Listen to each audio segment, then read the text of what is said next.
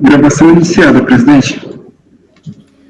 Bom, boa tarde. Estamos no início da tarde da sessão do dia 14 de janeiro de 2021. A segunda turma, segunda sessão de julgamento do CARF. Estamos prosseguindo no julgamento do item 113, que foi interrompido para o intervalo do almoço, sobre contribuições previdenciárias, e a relatora é a doutora Sara. A doutora, resumo, cadê a doutora? A doutora Sara sumiu. Vamos aguardar um pouquinho para ela voltar? Já começou a gravação, a gente deve ter apertado alguma tecla sem querer. Ela voltar, peraí. Desculpa, deu uma caidinha. Ok. A doutora está votando por dar provimento a recurso para cancelar a maior parte do lançamento, porque, pelas razões que já foram expostas, acho que na necessidade está na outra parte da gravação do final da manhã de hoje, mas com relação a determinados pagamentos que eram efetuados diretamente pela empresa a seus empregados, contribuição previdenciária, ela está entendendo que caberia manutenção, né, doutor? Eu lhe passo a palavra para anunciar. Exatamente o que o presidente, como esses valores pagos diretamente na conta dos empregados, sem caráter previdenciário demonstrado, então a gente afastaria o lançamento e mantendo em relação aos empregados que estão listados no relatório, que está as folhas 161. Exato, e que estão enunciados as folhas 555 a 567, né? Exatamente, Os valores, etc. E a documentação associada. Então, vamos passar a votação. Então, Mário, como vota? Pode fazer a leitura do dispositivo para ficar? Pode sim. Se lhe dá para passar recurso para cancelar o lançamento, exceto quanto à parte associada ao pagamento efetuado diretamente aos empregados, conforme os discriminados no item 9.1 do relatório fiscal, e-folha 61, combinado com as e-folhas 555 a 567. Ok. Obrigado, presidente. Eu acompanho o voto da relatora.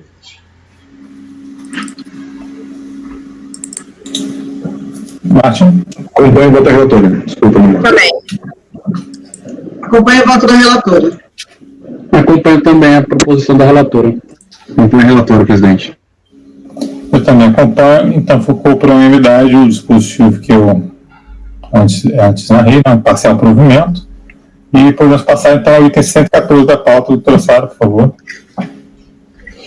O item 114 da pauta do mesmo contribuinte, o lançamento, descumprimento de obrigação principal relativa a verbas pagas asseguradas empregados a título de mensalidades escolares dirigidas aos filhos dos dependentes destes, no período de março de 97 a março de 2007, conforme estava previsto em convenção coletiva de trabalho.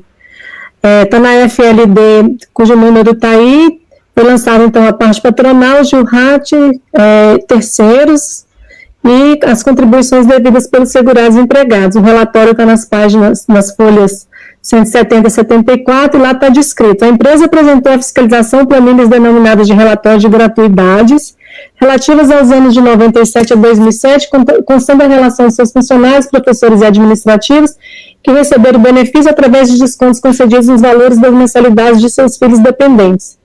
Mesmo a partir de dezembro de 97, com a inclusão da linha T no artigo 28, a educação destinada aos filhos de dependentes continua integrando a remuneração para fins de incidência das contribuições previdenciárias, pois a exceção prevista no artigo 28 da Lei 212 contempla somente os empregados e dirigentes da empresa.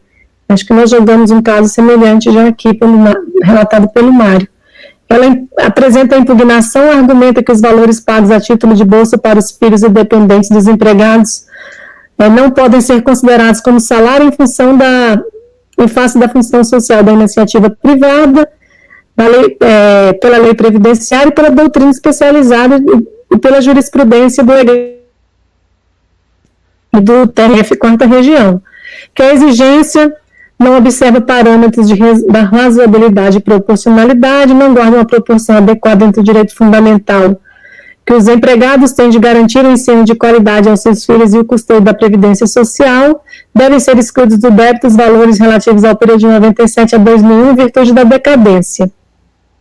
A DRJ julgou a impugnação improcedente, entendeu que integra o salário de contribuição, pagamento de mensalidade escolar de dependente, pois que tais valores não se enquadram nas exclusões daquele conceito, que o fórum administrativo não é apropriado para discussões de inconstitucionalidade, o prazo decadencial é de 10 anos, né? Não manteve ainda 10 anos aqui, que foi entendimento anterior.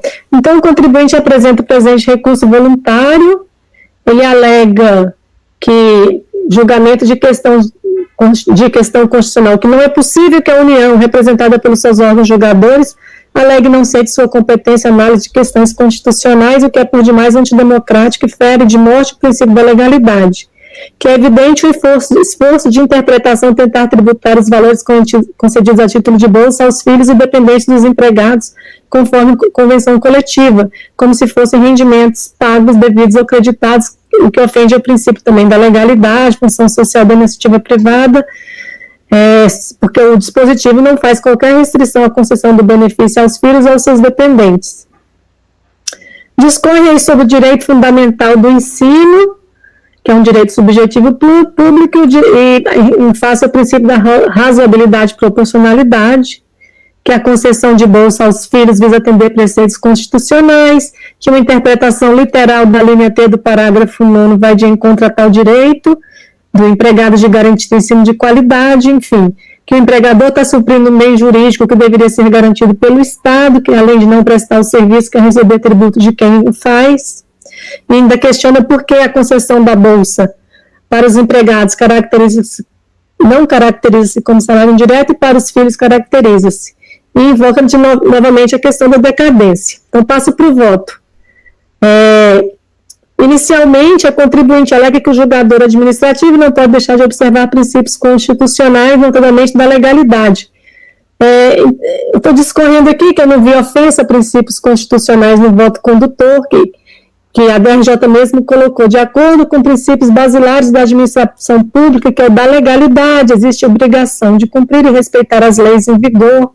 Aí colocou aí que os princípios constitucionais devem ser observados pelo legislador na elaboração da lei, e traço mais algumas considerações, mas em conclusão eu cito a súmula 2, que o CARF não é competente para se pronunciar sobre inconstitucionalidade de lei tributária. Prossegue a contribuinte alegando que interpretar que os valores pagos a título de bolsa educação aos filhos dependentes ofende o princípio da legalidade, bem que a gente já abordou, e bem como a função social da iniciativa privada, porque o dispositivo legal não fez qualquer restrição à concessão do benefício educacional aos filhos ou dependentes. Eu transcrevi aqui a linha T, né, do parágrafo 9 do artigo 28, que fala que o valor, que não integra o valor do salário de educação, desde o valor relativo à plano educacional que visa a educação básica, desde que todos os empregados e dirigentes tenham acesso ao mesmo. Então, aqui até abrir um parênteses, eu acho que posso deixar de ler para dizer que a lei mudou depois, em 2011, mas aqui nós estamos aqui em fato gerador anterior à alteração da lei, né? E considerando o artigo 144 do CTN, o lançamento se reporta a data da ocorrência do fato gerador e resta pela legislação então vigente. Então, para o deslinde, então essa alegação também não procede. Então, para o deslinde da questão, é necessário estabelecer o conceito de salário de educação que está no artigo 28. Eu trouxe aqui um julgado da Câmara Superior, do conselheiro Mário Pinho, que ele coloca o conceito do salário, que desde que preenche os requisitos de onerosidade, retributividade e habitualidade. E estou trazendo que nesse caso concreto, os valores concedidos como bolsa, ele possui caráter oneroso, porque os empregados deixaram de pagar as mensalidades escolares, então é um salário indireto e, portanto, tem caráter oneroso. A fiscalização, inclusive, apurou o valor da gratuidade concedida, né?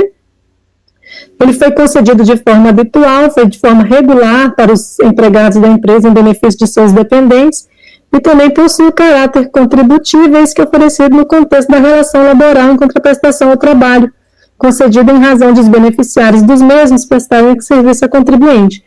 Então, estão presentes os pressupostos da lei para que a verba seja considerada remuneração. E aí, sobre as exclusões do conceito de remuneração, eu continuei aí no voto da Câmara Superior, que eu estou trazendo aí como os argumentos, né, que eu estou copiando, e está falando que ele conclui justamente, desde que todos os empregados e dirigentes tenham acesso ao mesmo, que estaria excluído. Observe que o regramento aqui referido não faz menção ao plano educacional ofertado a dependentes, mas tão somente a empregados e dirigentes da empresa, não havendo como estender o favor legal a hipóteses que estejam expressamente previstas em lei, que não estejam expressamente previstas em lei, está-se infringindo o artigo 112 CNTM, que tem interpretação literal no caso de injunção. Assim que pese a defesa entender que houve um esforço interpretativo para efetuar e manter o lançamento, eu entendo que se trata de interpretação literal que deve ser observada pelo aplicador da lei nos termos do artigo 111, que as bolsas foram concedidas para os filhos. Mas quem comprovado que os valores possuem uma natureza remuneratória devem compor base de cálculo das contribuições. Aí eu trouxe aqui sobre a ofensa ao princípio da função social da iniciativa, porque ele fala que a própria CLT, após a alteração, passou a não considerar como salário a educação concedida pelo empregador. Eu peguei o mesmo acórdão que eu trouxe aí do conselheiro Mário, que discorre que o parágrafo 2º do artigo 458 da norma trabalhista não irradia efeitos automáticos sobre matéria tributária. É importante ressaltar que, de acordo com o princípio da especialidade, norma especial afasta a incidência de norma geral. No caso, estamos diante de matéria de âmbito tributário, o regramento a ser considerado no que atina a incidência ou não da contribuição previdenciária sobre o valor é aquele estabelecido na lei de custeio, que é a lei 812, né? De se ressaltar a clareza do texto constitucional. Vou deixar de ler isso aqui, porque a essência é essa aí. Por fim, argumenta ainda contribuinte que o empregador está suprindo um bem jurídico que deveria ser garantido pelo Estado, que além de não prestar o serviço, ainda quer receber o tributo de quem o faz. Questiona por que a concessão das bolsas para os empregados não se caracterizam como salário, para os filhos, sim. É fato que o Estado garante, sim, a educação fundamental a todos, conforme determina a Constituição Federal. A matrícula em unidade de ensino é obrigatória na faixa etária dos 4 aos 17 anos e oferecida em todo o território nacional. Se não for garantida, cabe aos pais procurar os órgãos competentes a fim de requerer os direitos de ter os filhos matriculados. O fato da concessão de bolsas para os empregados não caracterizasse como salário indireto e para os filhos caracterizasse, encontra guarida na interpretação literal da lei. Daí, sobre a jurisprudência que ele traz aos autos, eu vou deixar de ler, que já lemos demais, né, que não faz coisa julgada aqui. E a questão da decadência, ele invoca aqui a aplicação das regras do parágrafo 4º do CTN. Mesmo que já ali no primeiro processo, então que naquele processo foi reconhecida a decadência até a competência 10 de 2002, e estão reconhecendo aqui, nos mesmos argumentos, a decadência até a competência 10 de 2002. Então, ante o exposto, eu dou provimento parcial ao recurso para reconhecer a decadência do lançamento das competências até outubro de 2002, inclusive. Esse é o meu voto, senhor presidente. O caso é recorrente, né? E é questão de direito, fundamentalmente. Se quem tiver uma colocação para fazer e tal, alguma dúvida, passar a votação.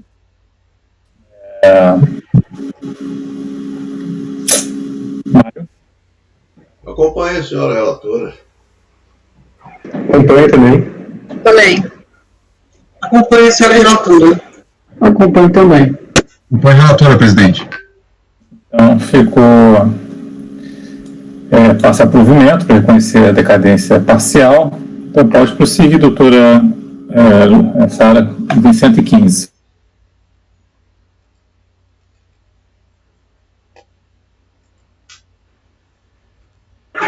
Sem microfone. Perdão. Primeiro, porque a luta, que é na CFPL 68, né, estaria atrelado a esses 4 últimos que a gente julgou, e já o 115 é independente. Então, eu vou passar para o 116, que é da CFL 68, né? Então, recurso interposto contra a DRJ, decisão da DRJ, que manteve parcialmente a atuação por descumprimento de obrigação relativa a contribuições previdenciárias por ter deixado a empresa de informar mensalmente em GFIP os fatos geradores de todas as contribuições previdenciárias nas competências de janeiro de 99 a março de 2007, descumprindo o preceito legal. O relatório está nas folhas 23 a 27 e a fiscalização apurou, além dos 4 levantamentos que nós já discutimos, né? Abono, previdência, aviso prévio indenizado, além dos 4, foram apurados também outros levantamentos que ou não foram discutidos, ou o contribuinte não discutiu, ou ele pagou durante o lançamento. Então, foi apurada aí previdência privada, abono salarial, que ele não discutiu, abono salarial que ele discutiu, adiantamento salarial para a empregada Giovana, que ele nem discutiu, que o valor foi recolhido durante a auditoria, aviso prévio indenizado e 13º salário indenizado. Então, foram apurados, que mais? Gratuidade concedida na forma de mensalidade escolar para os filhos dependentes. 1.6, deixou de informar a Previdência os contribuintes individuais que lhe prestaram serviços, esse valor também ele recolheu durante a auditoria. Plano de saúde Unimed, também ele não se insurgiu, pagamento de plano de saúde, ele não impugnou essa rubrica, e além disso não consta na GFIP os valores da cooperativa de trabalho Unimed, mas a empresa encaminhou nova GFIP, isso também não foi objeto de discussão. À vista de tais constatações, foi lavado o auto de infração daquela penalidade com a multa de R$ 1.073.000. Contribuinte apresentou impugnação trazendo as seguintes alegações, que a obrigação acessória segue o destino da principal, portanto, somente será obrigatório o registro dos documentos fiscais, caso venha a ser decidido em última instância que as exigências nas NFLB, as 4 que nós acabamos de julgar, são procedentes. Ela discorre sobre cada rubrica, objeto da NFLB, e da decadência com base nos artigos 150, parágrafo 4 e 173, inciso 1. A DRJ julgou procedente em parte para reconhecer a decadência do lançamento relativa às competências 1 de 99 a 11 de 2001, reduzindo assim a penalidade para 727 mil. Rejeitou os demais da DRJ. Utilizaremos as mesmas razões de decidir naquelas utilizadas lá na NFLD. Eu vou deixar de ler aqui e vou passar para o recurso, porque a DRJ trouxe os argumentos, ela fala que já usou os argumentos que já foram lá na análise do julgamento da FNLB. Ela apresentou o recurso, apresentando em relação às obrigações, apresentou o presente recurso voluntário por meio do qual apresentando em relação às obrigações, às obrigações principais lançadas por meio da NFLB, os mesmos argumentos já apresentados quando a impugnação referente a cada uma delas, que já foram analisados nos respectivos partes, e ainda que a aplicação da retroatividade benigna é incondicional. Acho que era por isso que eu tinha taxado o que disse a DRJ, porque a DRJ falou que a aplicação da retroatividade benigna ia depender do resultado final desse julgamento, resumindo. E aí ele alega que a aplicação da retroatividade benigna é incondicional, de forma que, deixando de aplicar, a autoridade julgadora de primeira instância penaliza o contribuinte, pois o impede de optar pelo parcelamento previsto na Lei 11.941. Provavelmente esse parcelamento estaria aberto na época, né, que ele recorreu, uma vez que teria de aguardar a conclusão do PAF. Eu passo para o voto. Destaco que a exigência já foi parcialmente afastada pela decisão recorrida em relação à decadência, competências 1 de 99 a 11. Ele não invoca novamente a questão da decadência, então não abordei que realmente a regra aqui é do 173. Sendo mantida em relação às competências 12 de 2001, 3 de 2001, 1 de 2001 a 3 de 2007. A multa que se discute tem como fato gerador deixar a empresa de informar mensalmente em GTRIP os fatos geradores. Tinha uma versão anterior que eu tinha colocado no primeiro dia, fiz umas pequenas alterações, então se alguém tiver com a versão anterior, o que está valendo são essas alterações. Então, a multa tem fato gerador deixar de informar as contribuições, descumprindo assim a obrigação prevista no artigo 32, inciso 4 do parágrafo 5º da Lei 812, correspondente a 100% do valor devido relativo às contribuições não declaradas por competência. Não há dúvida que a contribuinte incorreu na infração, tanto que nem mesmo contestou parte dos lançamentos efetuados que se constituíram na base de cálculo da penalidade. Entretanto, o valor da multa cobrada depende do resultado do julgamento relativo às obrigações principais em que ainda se encontram em discussão e que foram tratados nos autos dos seguintes processos julgados nessa mesma sessão de julgamento, que esse presente processo, e aí eu transcrevi o resultado de cada um. Chama a atenção aqui que vou dar uma pequena ajustada aí na parte da previdência privada, né, conforme o último processo que julgamos, para colocar a mesma conclusão. Então, trouxe a conclusão de cada um para a página 6. Dessa forma, toda a tese recursal já foi enfrentada com o julgamento dos processos acima, relativos às obrigações principais impugnadas, cujos lançamentos foram mantidos integralmente ou em parte, conforme acima descrito, e tais resultados deverão ser observados para os fins de cálculo no valor da multa devida, excluindo-se de sua base de cálculo os valores cancelados. Quanto à retroatividade benigna, a contribuinte alega sua aplicação incondicional, não assiste razão a contribuinte em seus argumentos, uma vez que, de fato, a aplicação retroativa da nova determinação legal depende intrinsecamente do resultado final do julgamento dos processos relativos à obrigação principal, ocasião que será possível aferir o valor da multa mantida para fins de compará-la com aquela prevista na nova legislação e assim determinar o valor mais benéfico. Foi essa cautela observada pela BRJ, quando concluiu que cabe à autoridade administrativa competente, portanto, no momento da extinção do crédito tributário da obrigação principal, observar o cumprimento do preceito desculpido no artigo 106 do CTN, para fins de fazer a comparação das multas, né? E se observar que tal cautela se deu em obediência às determinações contidas na portaria 14, que eu estou citando aqui, que será realizada, a comparação será realizada no momento do pagamento do parcelamento. Dessa forma, não vislumbra prejuízo a recorrente quanto a optar pelo parcelamento. Não vislumbra prejuízo a recorrente quanto a optar pelo parcelamento à época concedido pela Lei 11.941, uma vez que a condição para aderir a tal benefício era desistência do processo em que se discutia a obrigação a ser incluída no parcelamento. Uma vez efetivada a desistência pela inclusão do débito no estado de parcelamento, seriam observadas as regras contidas na portaria conjunta de ofício mediante requerimento de direito passivo. Eu transcrevi aqui a aplicação, os trechos aí da portaria, que diz que no momento do pagamento ou do parcelamento do débito, o valor das multas será analisado e os lançamentos serão retificados se necessário. Deixo de ler os demais. Assim, reforçando a necessidade de observância da aplicação da retroatividade benigna como da execução da decisão contida nesse processo, que deverá ser observada pela autoridade responsável por tal execução, transcreva a súmula 119 do CARF. E, ante o exposto, eu dou parcial provimento para que a multa seja recalculada, levando-se em consideração na base de cálculo do lançamento, resultante base de cálculo do lançamento resultante do julgamento dos recursos voluntários relativos à obrigação principal nos processos, os 4 aí que nós fizemos. Duas observações. A primeira, que é até meio óbvia, Está falhando um pouquinho, vocês estão me ouvindo? Travou aí, Rony, você podia repetir. Estão ouvindo agora ou não? Sim. Não houve alteração nenhuma promovida na base de cálculo do lançamento pelo processo final 2007-15, então não tem por que colocar essa referência. É verdade, que foi negado para... Verdade? Tá.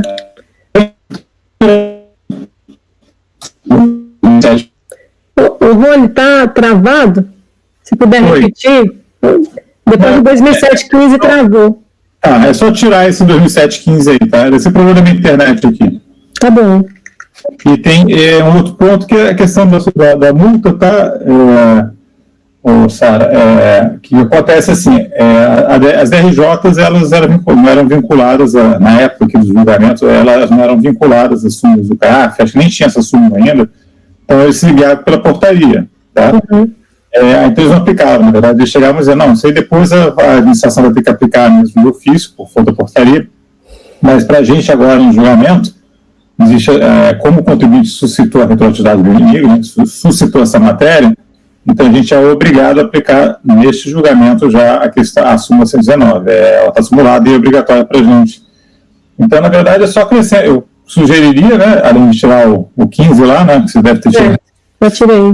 Assim, bota depois do 94, bem como os termos da súmula CARF número 119. Tá? Agora ela está vinculante também, desde 2019 ela está vinculante também para a administração tributária, tá? Então, não é só portaria, tem que aplicar a súmula CARF 119. Ok, obrigada. Aos poucos, né? Você está começando. Estou começando. Foi o primeiro que eu fiz, né? Então. Ali com detalhes, assim, de resto. Mas as sugestões são muito bem-vindas, eu agradeço muito. Até para ficar com os demais julgados da turma. Tá bom. Se alguém tem mais, aí você faz o ajuste aí da parte do. Eu tirei o processo, bem como os termos da súmula CARF número 119, para acrescentar. Vou botar na minuta aí da ata que vai para a conferência agora, vocês podem copiar. E aí faz correspondente alteração nessa parte da multa, que é só também. Você pode tirar a referência 2007-15, né, que foi negada, quer dizer, lá no corpo no corpo da fundamentação, você pode fazer anotação, tiro do 2007-15 e diz que, nesse caso, pode falar que não teve impacto nenhum, e aí, em relação à multa, você faz esses ajustes aí, falando que este colegiado é obrigado a aplicar a súmula por forças do ICARF, artigo 72 e tal, e é isso. Tá bom? Alguém tem alguma dúvida? Alguma outra questão? Uma sugestão também, justamente nessa linha, na questão da multa, essa parte que você tratou aí no voto, quando se fala da questão do pedido de parcela, da lei, sabe, da 11941, justamente, se coloca assim, dessa forma não vislumbra prejuízos a recorrente quanto a optar, uma vez efetuada a desistência pela inclusão do débito citado. Eu achei que isso ficou meio imbricado, meio atravessado. Como a gente já está aplicando a súmula, né, para o dever de ofício, eu não sei se tinha necessidade de ficar falando de trouxe ou não trouxe prejuízo. Já está aplicando a súmula e simplesmente... o que eu falei, Maria, é porque ele alegava assim, que ele teve prejuízo que não pôde optar pela lei 11941 porque a autoridade não mandou aplicar a súmula. Aí ele, aliás, não mandou aplicar retroatividade benigna. Pelo jeito ele entendeu que ele teria direito a um crédito tributário menor pela retroatividade benigna, mas não pôde exercer o direito do parcelamento com um valor menor porque a autoridade julgadora se manifestou dessa forma. Então, assim, a gente sabe que a lei 11941, como qualquer outro parcelamento, é só desistir. Às vezes, nem nessa aqui não precisa nem desistir expressamente, bastava indicar o débito, por isso que eu trouxe isso. Talvez eu melhore a redação. Que se quiser, me parece que ficou assim, na minha leitura, não ficou muito claro se seria um outro processo, que ou ele desistiu ou não desistiu. Você está aqui discutindo, né? Então é porque não fez a desistência agora. Basta falar que era desistência porque não foi feita, né? Talvez ele deveria ter desistido, né? E ele manteve a discussão, o litígio, então só porque a gente ficou meio confuso. Eu vou dar uma melhorada. Tá bom. No voto. Só a sugestão também. Todos prontos para votar? Ok. Ficou basicamente da passar provimento para fazer as alterações em correspondência com decididos das obrigações principais, bem como observar a súmula CARF 119. Já está até incluído na emenda, ela tinha colocado.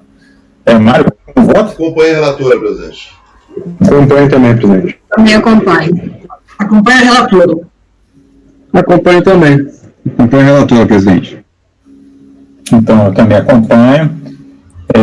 Então, ficou espaço a provimento, conforme é narrado, por item 116. Agora vamos votar por item 115, correto? Isso. Então, fica à vontade. O 115 é A CFL 30.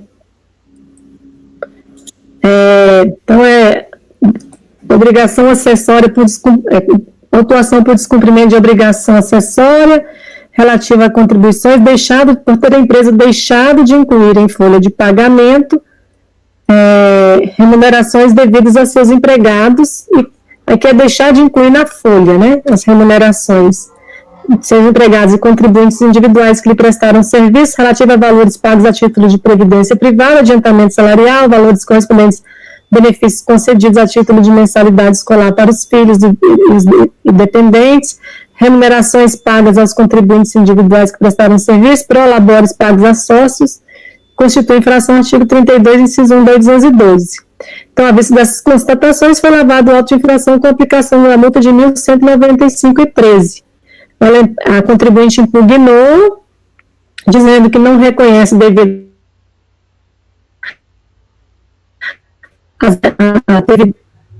a previdência privada aos pagos por aqueles que nós já discutimos. Eu acho que está meio, meu texto ficou aqui um pouquinho ruim, mas eu vou acertar. Então, a previdência privada, na FMLD tal, rescisão parcial de contrato de trabalho, NFLD tal, enfim, aquelas FMLDs, que depois vou acertar o texto primeiro.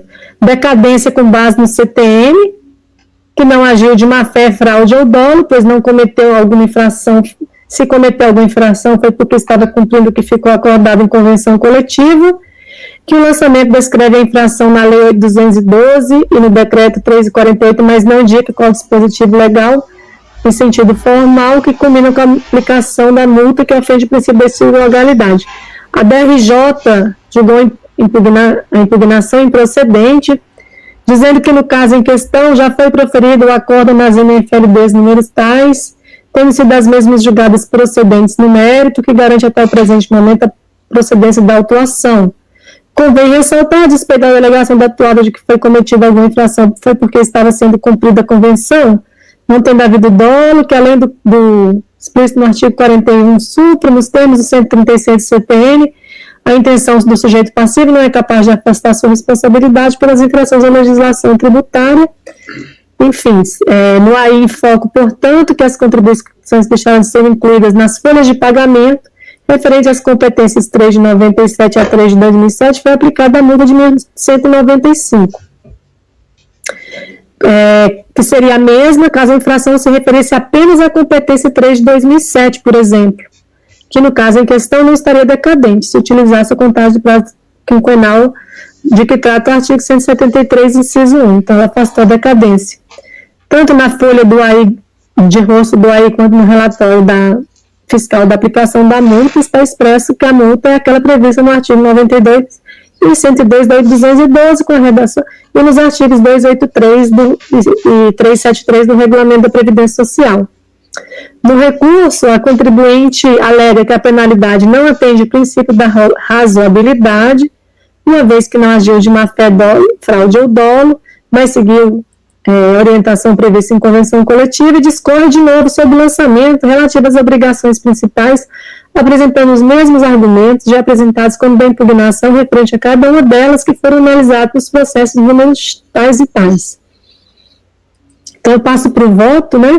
Então, o fato gerador da multa deixar de preparar a folha de pagamento das remunerações pagas ou creditadas a todos os segurados que lhe prestam serviço. O relatório fiscal informa de maneira clara que a empresa deixou de preparar a folha de pagamento de acordo com os padrões e normas estabelecidos, pois não incluiu na folha de pagamento remunerações devidas a seus empregados e contribuintes individuais que lhe prestaram serviço, que são aqueles 4 que já discutimos.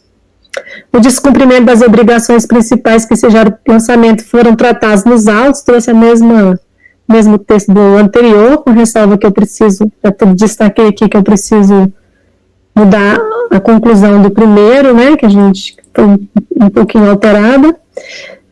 Mais embaixo, então, dessa forma, toda a tese recursal já foi enfrentada, considerando que o presente lançamento tem ligação com os mesmos fatos geradores, adota-se as razões e motivações das decisões já citadas, de forma que conclui-se que a contribuinte de fato deixou de preparar folhas de pagamento de acordo com os padrões e normas estabelecidos pela Seguridade Social, ainda que parcialmente, uma vez que teria a obrigação de inserir tais remunerações que irão compor a base de cálculo da apuração das contribuições devidas em sua folha de pagamento, quanto a ter agido ou não de má-fé, ou ainda com fraude, o fato de pode-se constatar pelos processos citados que a empresa seguiu os termos, de fato pode-se constatar que ela seguiu os termos das convenções. Entretanto, conforme já apontou o RJ, tal alegação não é suficiente para que se exclua a multa, uma vez que a responsabilidade por infrações independe da intenção do agente.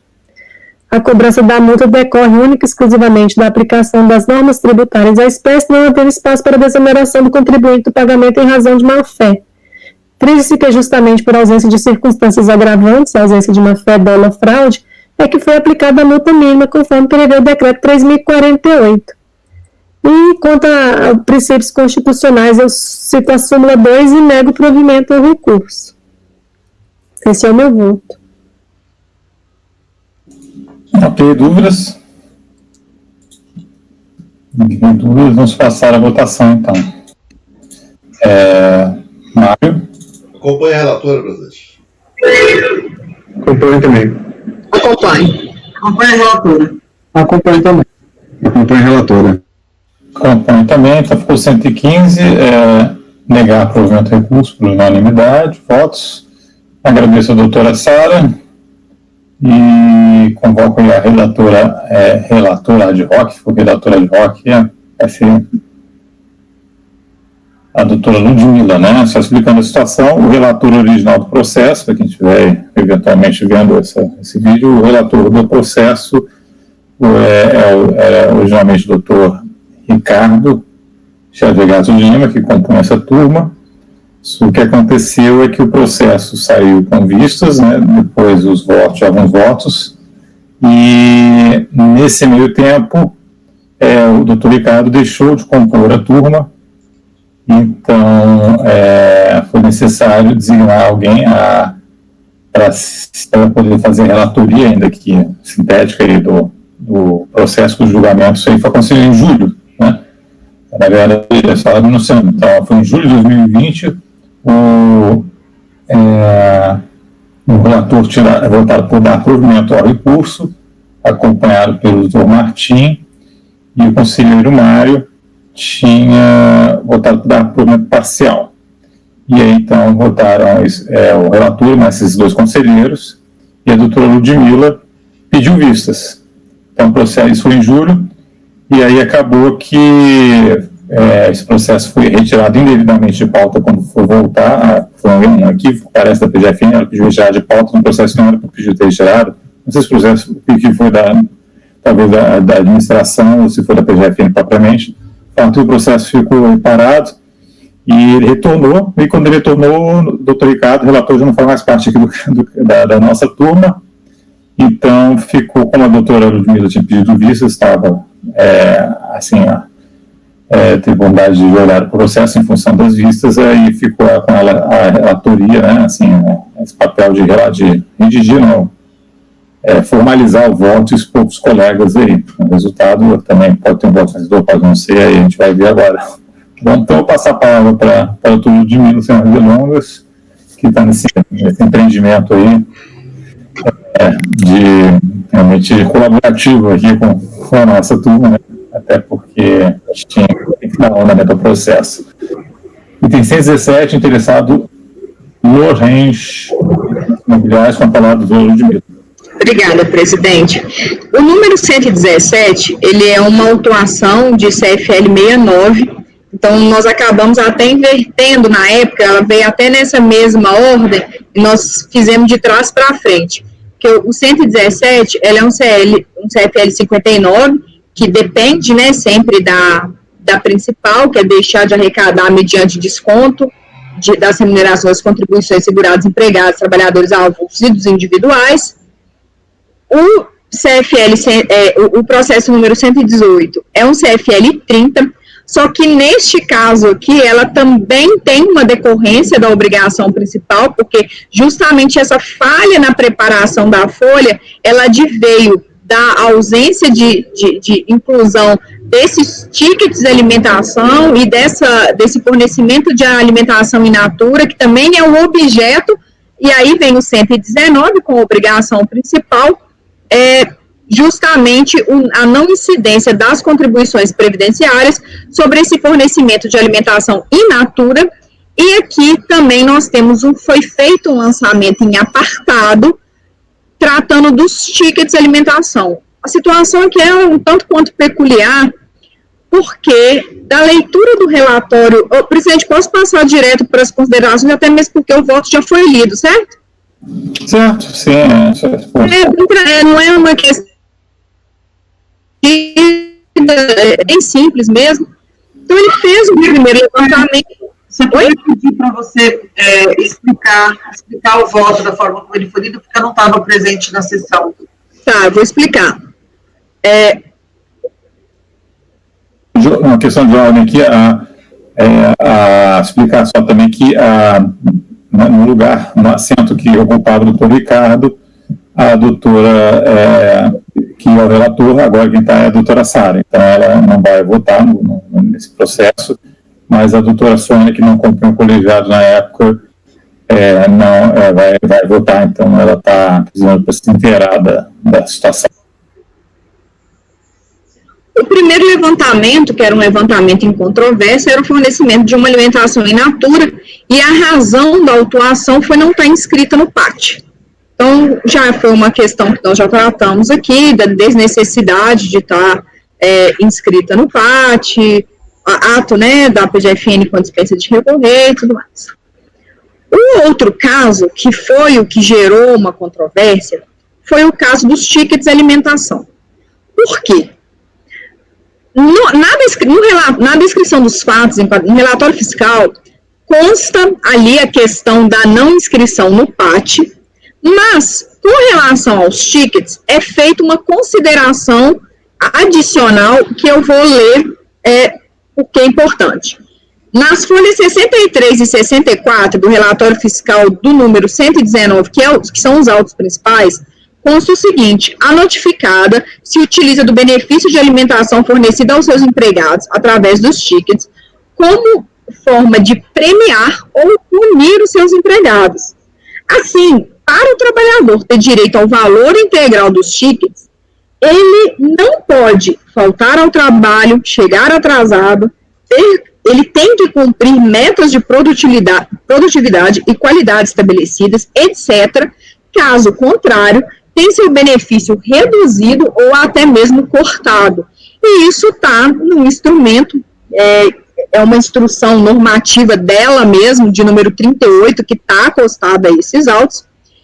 E aconteceu que na impugnação, ela bate em cima da questão do PAT, não fala nada sobre esses requisitos, até mesmo porque ela não ia suscitar algo que não lhe aproveitaria. A DRJ, ela faz a transcrição desse termo do relatório fiscal, mas como a recorrente, outrora impugnante, nada tinha dito acerca dessas condicionantes para a percepção do ticket, o relator, na época, ele entendeu que, por estar fundado, alicerçado só na necessidade de estar inscrito junto ao PAT, faria também que fosse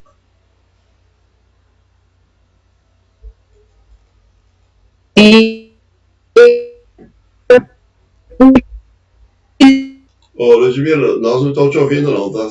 Você falou no Faria também, parou.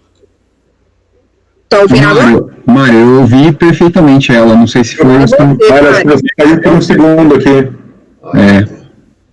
Eu ouvi totalmente a Ludmila, só para te avisar, tá? Desculpa. Então, então, o que aconteceu? Por ser essa situação, tanto quanto a justificativa do relator para dar provimento ao recurso, foi a questão do PAT. Só que, lendo o relatório fiscal, ela não foi autuada só pela ausência do PAT, tanto é que no próprio relatório está escrito o seguinte: ainda que estivesse inscrita no PAT, a notificada desvirtua a finalidade do PAT ao descumprir os previstos no artigo 6 da portaria da Secretaria da Inspeção do Trabalho e do Departamento de Segurança de Saúde do Trabalho. Por que isso? E aí eu faço já até algumas considerações.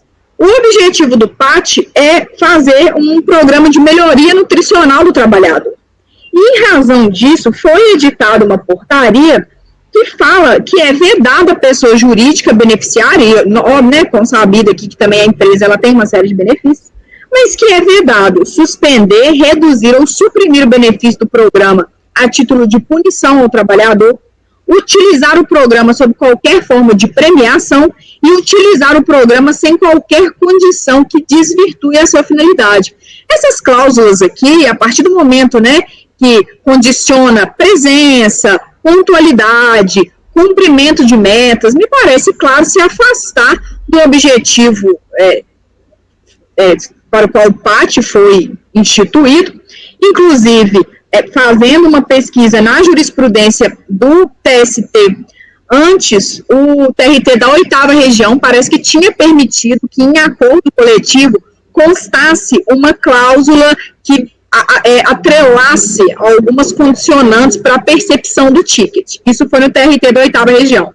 O MPT recorreu e foi para aquelas sessões de resolução de dissídio do TST, e eles acabaram reformando essa decisão do TRT da 8ª região, justamente para falar, olha, ainda que isso seja objeto de acordo coletivo, isso não pode, porque isso está desvirtuando a natureza do PAT, e que tem esses regramentos aqui da portaria, de forma a não ser possível desvirtuar esse instituto, fazendo com que o trabalhador tenha que cumprir requisitos para ter esse ticket na sua integralidade.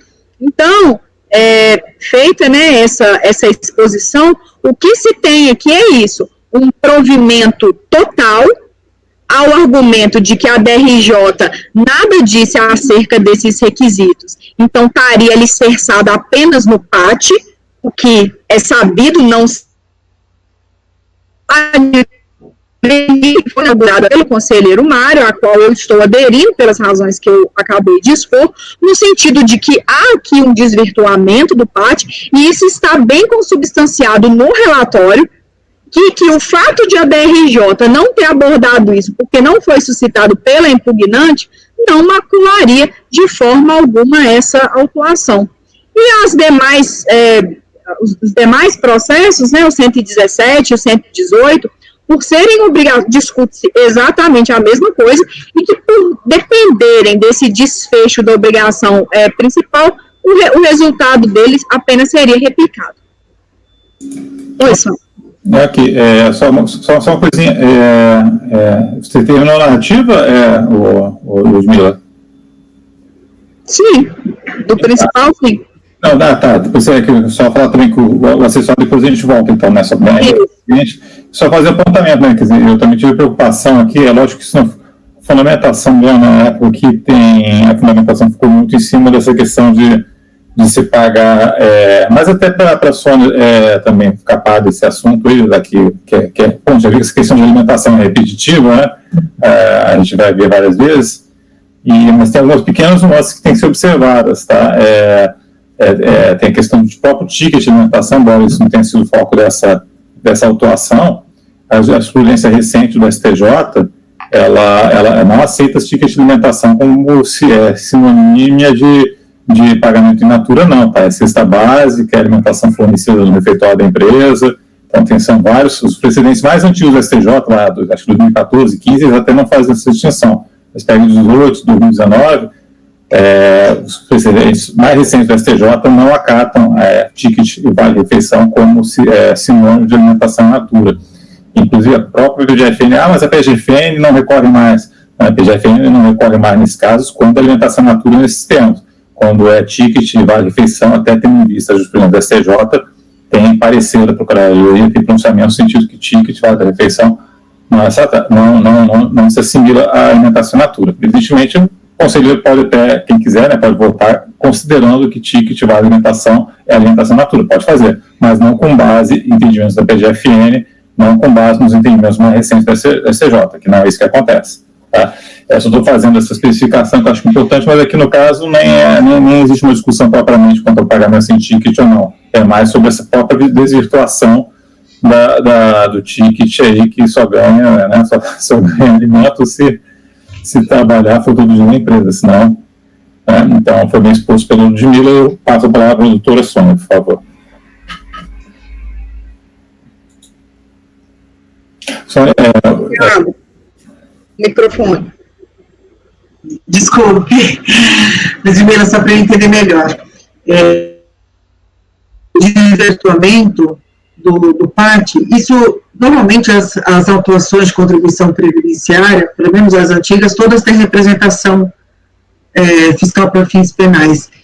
E essa ensejou por esse motivo a representação? Se entendeu que houve ali um desvirtuamento que enseja? Eu acho que representação fiscal para fins penais, eu acho que não teve, não. Não. Até mesmo. Desculpa, eu estou com relatório fiscal, a princípio não teve, não. Não, né? Não. Outra pergunta que eu ia te fazer, só para ver se eu entendi direito. O acórdão não abordou esse assunto. Correto. E nós vamos dar provimento aqui? Não estou dando provimento. Não. Ele estaria dando provimento ao argumento de que, olha, o acórdão da BRJ, ele está gravitando em torno sobre a necessidade de inscrição no PAT. Se não é necessária a inscrição no PAT, logo não sucumbiria, né, a autuação tanto in natura quanto do ticket, porque não precisa de PAT, porque a discussão ficou só em PAT. E na impugnação, não foi trazido nada acerca dessas questões aqui, mas isso está no relatório fiscal. Ele deixa bem claro, olha, ainda que fosse inscrita no PAT, não poderia por causa disso, disso e disso. Nós não estamos aqui fazendo, né, nós analisando e falando isso, não. Isso está lá desde o relatório. Tá bom. Obrigada, eram essas minhas dúvidas. Obrigada.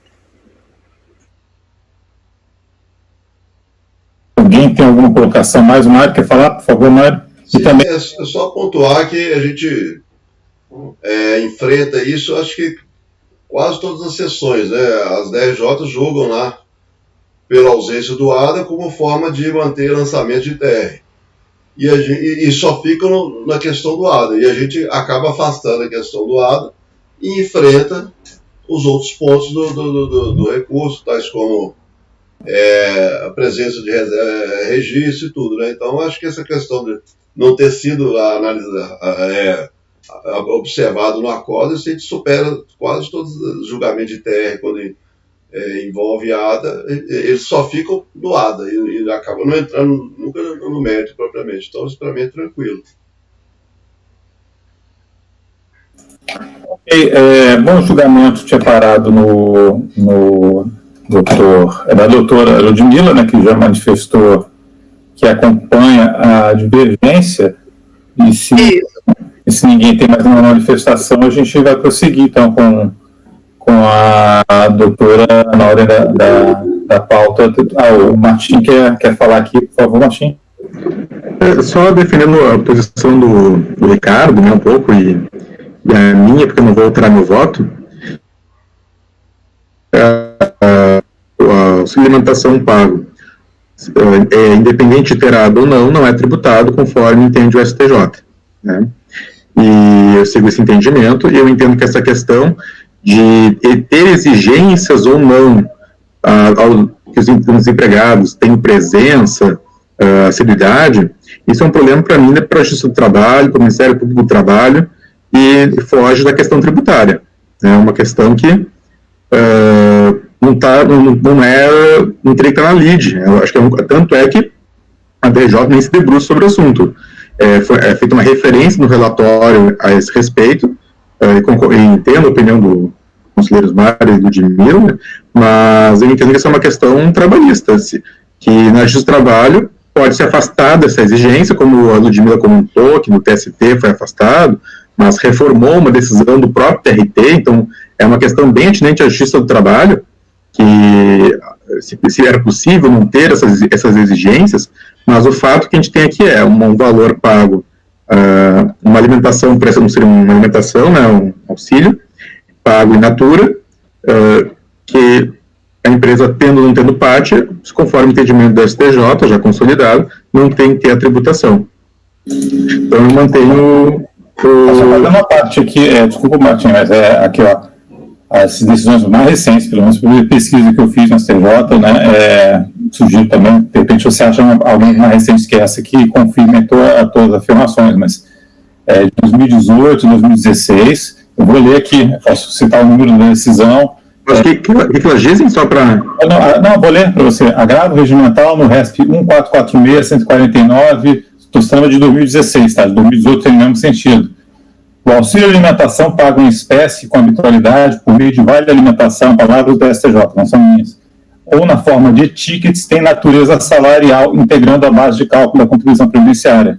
Tá? Se você tem uma notícia mais recente, após 2018, que eles tenham mudado de novo, tudo bem, mas estou só colocando as mesmas informações, tá? Bom, estou só registrando, então, não é então uma jurisprudência consolidada, mas há jurisprudências para os dois lados no STJ, né? Eu não sei aqui dizer qual turma está julgando de um lado ou de outro, mas só retificando essa informação. Então eu mantenho o meu voto, né, entendendo que essa questão do evidentemente a Justiça do Trabalho não seria suficiente para manter o lançamento sob esse argumento. Né? Como eu voto. Ok, obrigado. A próxima a votar seria a doutora Sônia, né? Por favor. Sim, eu sigo a divergência. Acompanho a divergência. Ok. Tem uma questão polêmica, inclusive, houve, na verdade, essa discussão de que o Rony está trazendo, que o STJ teria mudado de posição. Ela está tratada, inclusive, numa solução de consulta da Receita.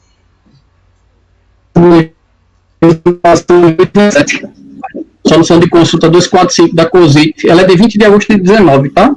Ela explica um pouco esses dois lados. Independente disso, eu vou acompanhar o Martin com a divergência. Ok.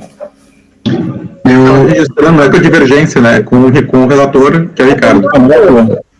Sim, porque o voto dele está mantido, né? Isso, não é com a divergência, só corrigindo. Por isso que a... Ok. Tá com o relator. Com o relator. Tá. É por isso que a senhora não vota, né? Ok. Eu também tive o cuidado de ponderar e eu concordo com o apontamento do relator, tá? Que eu acho que é uma questão extremamente tributária aqui e não podemos confundir com a questão trabalhista. Ok. Então ficou por maioria de votos, né? Maioria não votou não, presidente. Foi empate, né? O presidente não votou, não. Então, tá, desculpa. Eu vou acompanhar a divergência. Como é que ficou, então? Ficou 4-4? Qualidade. Qualidade. Então vai ser, para o empate de julgamento, vai ser favorável ao contribuinte. Tá? Vai ser... o provimento total? Ficou o provimento total? Sim, provimento total. Eu acho que no caso eu vou você tá aqui com calma, mas acho que não foi o seguinte, antes de programar o resultado, só vou fazer uma lista de mesa só para ver como é que ficaria o dispositivo, tá? E a gente pode prosseguir na análise dos outros, ok? Mas aí são idênticos, Rony. Porque são todos dependentes, então é tudo dar provimento ao recurso. Seria um CFL 59 e um CFL 30, que ela deixou de preparar em conformidade justamente por causa desses tickets e da alimentação in natura, então o resultado é idêntico. Tá, os únicos cumprimentos acordados foram relativos... Isso. Então, aí seria unânime, né? Porque... Então, seria unânime, porque por correspondência a gente fica obrigado a seguir... Isso. Você só repita o resultado, isso. Tá, então agora aí dá uns minutos aí que eu tenho que ver exatamente, que como ocorre muito, é bom dar uma confirmada antes de se assentar e proclamar o resultado, tá? Só um pouquinho. Leonan, por favor, essa solução de consulta que você citou, qual que é o número mesmo, por favor? Eu quero saber.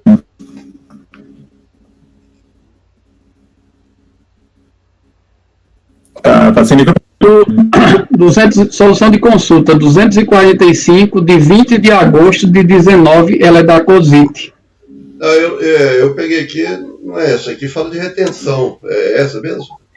É 245, eu estou com uma aqui aberta, eu posso salvar aqui na pasta da... Essas mudam, né? Essa interna também. Retenção dos 11%, base de cálculo de deduções admissíveis. Isso, sim, tá, okay. Ela vai tratar disso também. Ela vai explicar que na reforma trabalhista, essa questão dos tickets e tudo, ela ficou bem ficou inclusa. Não se discute, seria a partir de 2017. Agora eu entendo que ainda há controvérsia para trás. Então, obrigado, viu? Nada.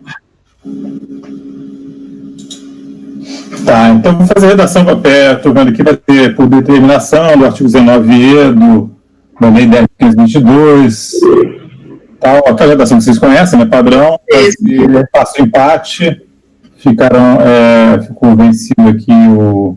É só o seguinte, eu tô... Deixa eu ver só um segundo aqui. Vai ser essa redação aí, eu já vou assentar aqui na ata, tá? E aí a doutora só expõe aí um pouquinho a outra colocação, para a gente vai ter que votar também agora o 117. É o CFL 59, ou seja, deixar a empresa de arrecadar, mediante desconto das remunerações, as contribuições de seus segurados, empregados e trabalhadores avulsos dos contribuintes individuais a seu serviço, que está dependente, assenta única e exclusivamente na questão da alimentação in natura e no PAT, tanto assim que o encaminhamento do relator, o conselheiro Ricardo, nesse caso, foi justamente o de CFL 59, que é o final... Esse aqui, CFL 59 é o final 52. O encaminhamento dele foi justamente replicando, né, as considerações da obrigação principal dar provimento ao recurso, tanto é que ele faz um resuminho aí, vocês conseguem ver no item 20, que tem um resumo, né, da alimentação sem in natura sem PAT, ticket de alimentação PAT, então ele faz essa exclusão, e a matéria seria exclusivamente essa, então, tendo sido dado procedência da obrigação principal, evidentemente aqui ele não cometeu nenhuma infração. E na CF, esse é o de número 117. Quer passar a votação? Vamos passar. Então, o 117, ele dá provimento também. Eu não consegui abrir aqui o 117, o voto. O provimento. Ele dá provimento e a divergência também, da mesma forma. Não, porque não pode, porque nós estamos vinculados. E a multa, isso. Tá, entendi. Né? Não tem como, assim. Só se fosse que não fosse. Acho que não.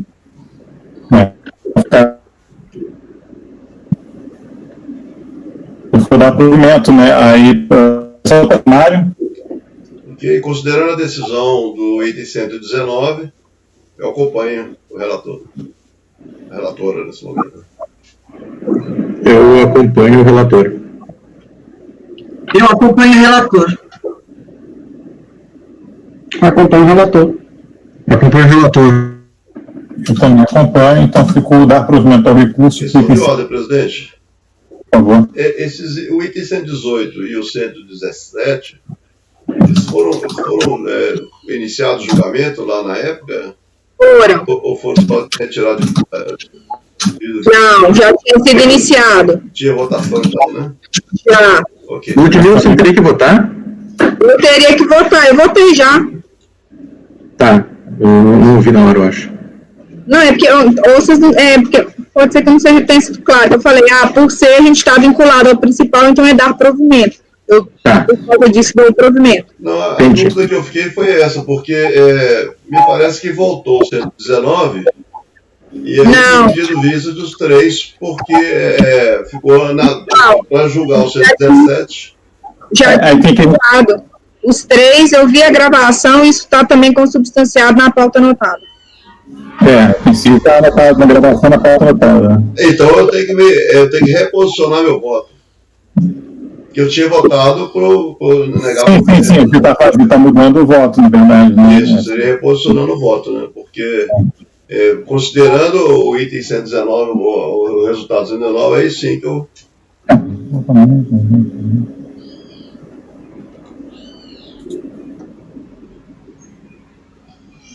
Então, mas não tem a votação, não, falta Continuando, o Mário se posicionou, votou. Dá provimento, Martim dá provimento. Continua, pessoal. Já deram, acho que falta você, Dorrani, né? Todo mundo. Só faltou você. Todo mundo? Também acompanhou, eu dou provimento também. Então fica 117, dá provimento para unidade, 118. Um CFL 30 é ter deixado de preparar as folhas em conformidade com as regras aplicáveis e justamente o motivo da autuação foi novamente ter deixado, né, de incluir esses valores pagos a título de alimentação in natura e de ticket, o que demonstra, né, está imbricada a obrigação principal, o encaminhamento do relator